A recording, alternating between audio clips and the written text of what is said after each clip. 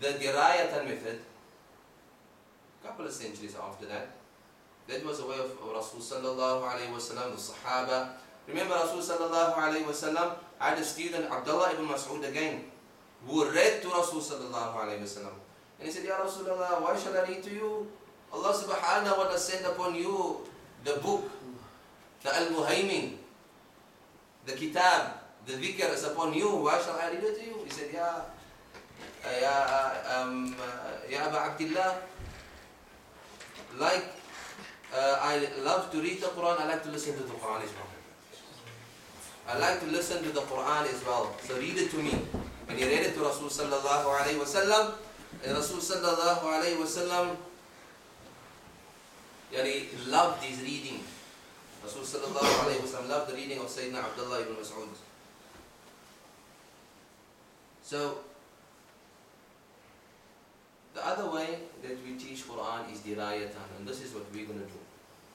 Dirayatan is understanding the ahkam of Tajweed.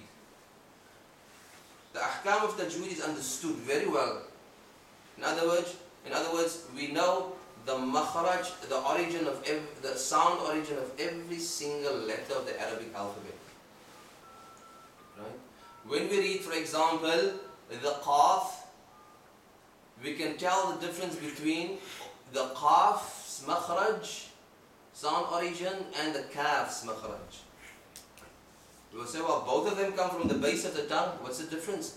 We say, well, when you read the qaf and the kaf, you have to know that you have a soft palate and you have a hard palate.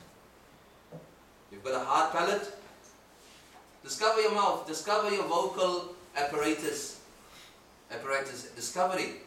You've got throat, you've got chest, you've got tongue, you've got lips, you've got nasal cavity. All of these things, it helps you to read and find the correct makhraj of every single letter in the Arabic alphabet. The tongue is the most important one though. The qaf comes from the base of the tongue. If you raise it up towards the soft palate, you get the qaf out. Aqwa, aqwa, aqwa, aqwa. That sound that you hear can only come if you raise the base of the tongue up towards the soft palate. And if you raise it up anywhere else, you can't get the qaf out. So you have a soft palate. Further to the back, towards the throat, towards the uvula, the little thing that hangs at the back of the throat. This is the soft palate. If you raise your base of your tongue up there, or the root of your tongue up towards that, and you touch it there, then you've got the makhraj of the qaf. Bring it a little bit closer towards the teeth, where the soft and the hard palate meet up. Then it's the makhraj of the kaf. Ak, ak, ak. It doesn't sound the same. Why? Because they have both different characteristics. The characteristics of the qaf is, it echoes. Aqo, aqo. It collides and then it parts. Collides and parts. Right? This is the characteristic of the qaf. It echoes and it is a heavy letter. It is hollow. You can say akka, akka, akka. Aqo, aqo, aqo. You get it from the back of the throat. The kaf, you bring the tongue slightly forward, where the soft and the hard palate meet up, and you get a different sound. Ak, ak, ak. It's more lighter, doesn't have the hollowness, the empty mouthness, right? The kaf has got more full mouthness, and it's got a different character, it's got hums. Ak, ak, a little burst of air comes out. Ak, ak. That is characteristic to the kaf. Now these are the things that yourselves, insha'Allah ta'ala, I want you to know these things. When you know these, you have to implement it. And once you implement it, it's not going to be perfect the first time. It comes with practice. It comes with practice. Years of practice perhaps. But don't be despondent. Rasul sallallahu alayhi wa sallam gives you nasiha, and he says, Al-Mahiru bil-Qur'ani ma'a safaratil kiram al-barara. The one who reads the Quran perfectly, he's with the archangels of Allah subhanahu wa ta'ala. وَالَّذِي يَتَتَعْتَعُ فِيهِ وَهُوَ عَلَيْهِ شَاقٍ. The one who reads the Quran, stuttering, finds a difficulty, وَهُوَ عَلَيْهِ شَاقٍ, and it finds it difficult, right? لَهُ أَجْرًا, he gets 2 rewards. He gets 2 rewards. But that's only for the one who realizes, I'm reading the Quran incorrectly. I know so. I need to find an alim, and he is in my town. Let me go and find the knowledge. And he comes, and he takes that time, and he dedicates it to the Quran, mahabbatan, out of love for Allah subhanahu wa ta'ala, out of love, the way Rasul sallallahu alayhi wa sallam used to read this book. He comes and sits, takes the knowledge, and he goes home, and then he reads, but still makes mistakes. Every mistake is a reward. He gets 2 rewards.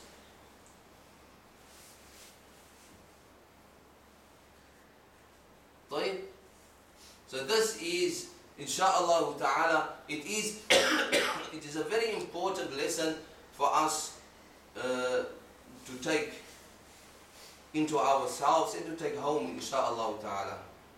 There might be places around Manchester area, Rochdale area, where there is Tajweed are being taught, right? Which is good, because every area, right? If you divide your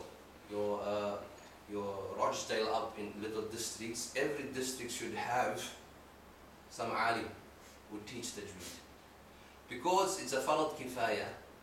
A farad kifaya, if it's done by one person like yourselves, you relieve the rest of whoever is here in this district from the wrath of Allah subhanahu wa ta'ala. But if nobody takes the subject serious, and nobody studies it the way it ought to be studied, right, Allah subhanahu wa ta'ala's wrath will come upon the entire community. But that is the hukum of farad kifaya. So if you come to seek this knowledge, not only Tajweed, but let us look at the other subjects that are being taught here by the ulama. If you come to seek that knowledge, you are actually the shield of your district, the shield from Allah subhanahu wa ta'ala. The people of the community should thank you for sitting here and seeking the knowledge. Brother and sister, whoever you are, the community should thank you for being here. It is the knowledge of Rasul sallallahu alayhi wa sallam. It is not the alim's knowledge. It is Rasul sallallahu alayhi wa sallam's ilm that he had passed on through alim, and alim passing it on to their students up to it came to you today. And here you are sitting, right? You're receiving something very precious. The greatest or the wisest of Allah subhanahu wa ta'ala's creation, the wisest of Allah subhanahu wa ta'ala's creation, the most intelligent, who understood what this dunya was all about, is Allah subhanahu wa ta'ala's anbiya and his rusul, his prophets and his messengers, none other, and those who are following in their footsteps. Allah subhanahu wa ta'ala gives wealth and money to the fajir. Allah subhanahu wa ta'ala gives money and wealth to the fajir, to the crooked one, to the corrupt one, and He gives it to the one who's not corrupt, to the salih. But the ilm, true knowledge, Allah subhanahu wa ta'ala only gives to the salihin. Chosen individuals. Chosen individuals. So let us come back to the study of the Quran. The Quran, or the Tajweed rather.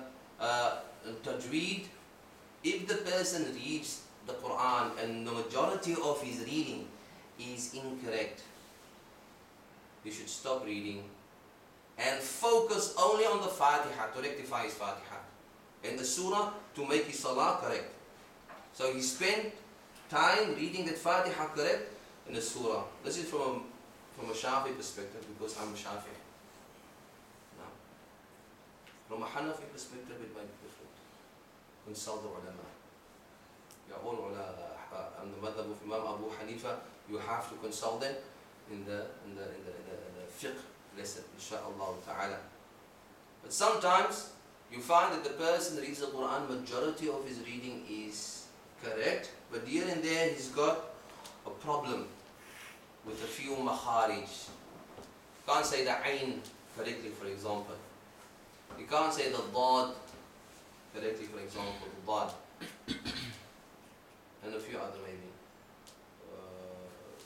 person like that, Imam Ghazali says, he should try to find an alim and rectify that. But if he has, if he tried his utmost best and he still can't do it, and condition, he tried his utmost best, first condition. Second condition is, when he reads the Quran, he has uns with the Quran, intimacy with the Quran. Imam Ghazali says, in his opinion, inshallah ta'ala, that's fine. In his opinion, that's fine. But look what he says.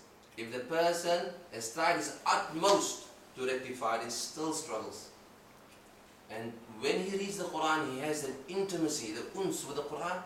That particular moment, inshallah ta'ala, he says, I was not accept. But inshallah ta'ala, we're going to try our utmost. We're going to try our utmost. And we're going to try to do the best we can, inshallah ta'ala, to rectify that makharij. The rules are all clearly explained by the ulama in the books of Tajweed. We understand it dirayatan.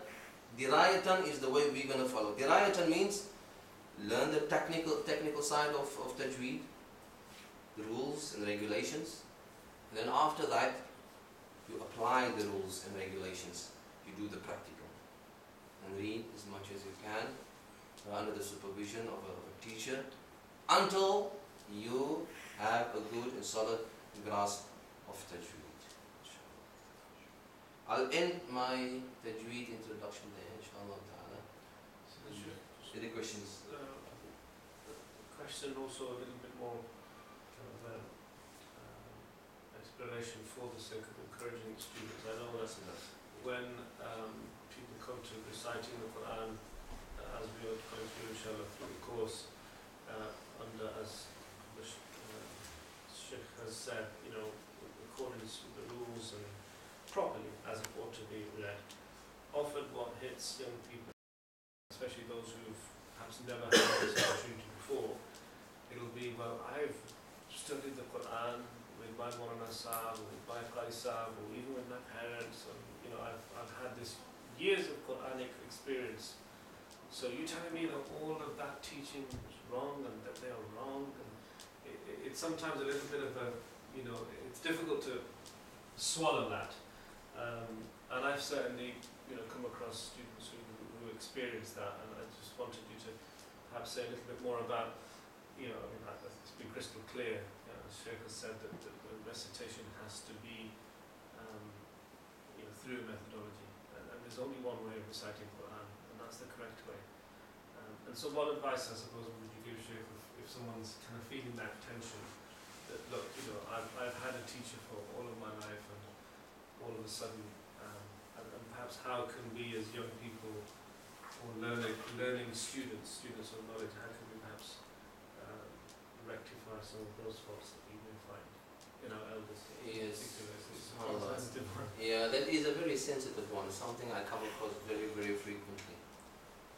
We have to know, with the exception of those who read the Quran correctly, and I'm certain and I've heard and I know ulama that read the Quran correctly.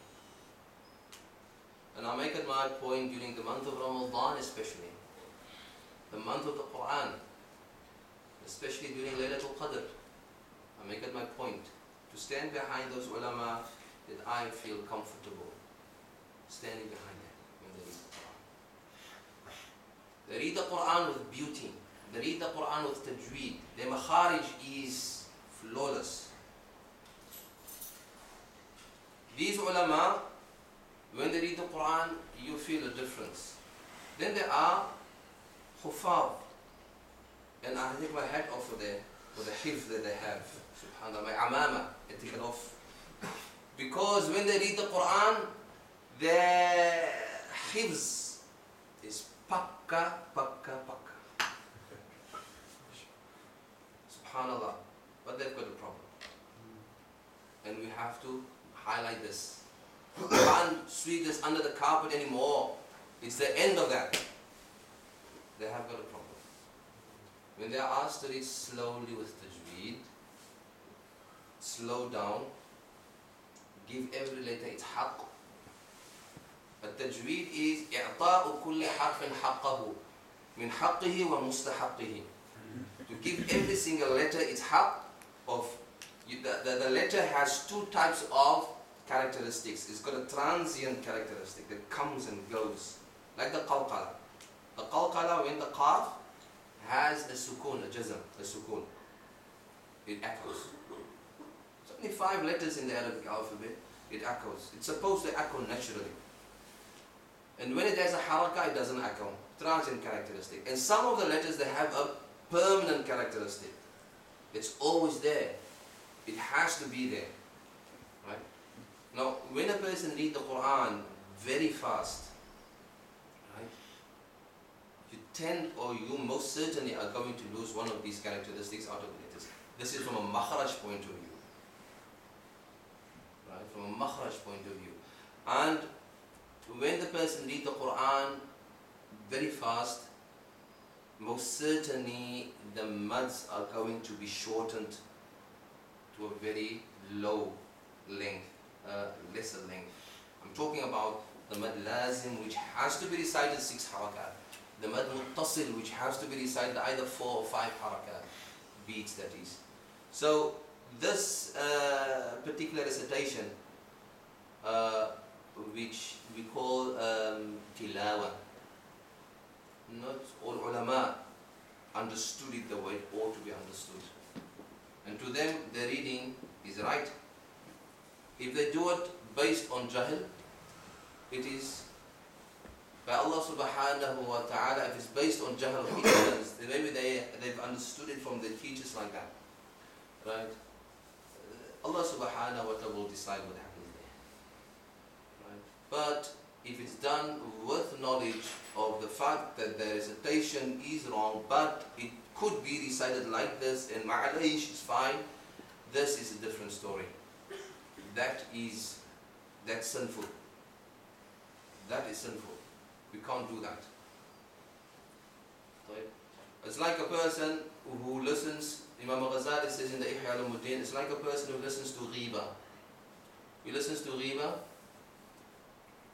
The person who listens to ghiba and the person who commits the act of ghiba, backbiting, they are both the same.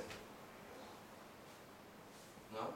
Imam al-Jazari, Imam al-Suyuti, and Imam Abu Amr al-Dani, they say a person who listens to incorrect reading of the Quran, and the person knows that this particular reading is incorrect, he becomes a fasiq. And the one is reading is a fasiq if he does it knowingly, and the one who listens to it, he also becomes a fasiq. This is harsh words, but I'm saying you what is written in the books of fiqh. You are tullab al-ilm. You are tullab al-ilm. You know this is the reason why I'm saying this to you. Right? But if you've listened to your ustad reading like that, it is not all ulama received the way of reciting the Quran, the way maybe the ulama that I have studied under have received the knowledge. And I give an example. What Alamas have said was, I'm one of those students who studied under ulama. When I came to the ulama that I studied with in the Middle East, I had to stay for a whole week on Fatiha Sharif. And students that were on, they were hufad, I wasn't hafid. The students that studied Hifz al-Quran, and they were complete Hifz al-Quran. When they studied under the same ulama, some of them were for a week on Basmala. For a week on Basmala. A sister came and she studied before. As a matter of fact, she was a mu'allima from where I came from, South Africa, and she studied in Damascus under an alima, one of the teachers who, she's an alima, shaykha. She studied for a whole week on just pronouncing the lam. The lam. Right? Some teachers are keen to give the student the very best and to give them perfection. Because the word tajweed means, it comes from jawwada yujawwidu, to perfect and to adorn. And this is how we adorn the Quran. No? So it is all how the Quran has been received. Some ulama have received the Quran from somebody who has made it clear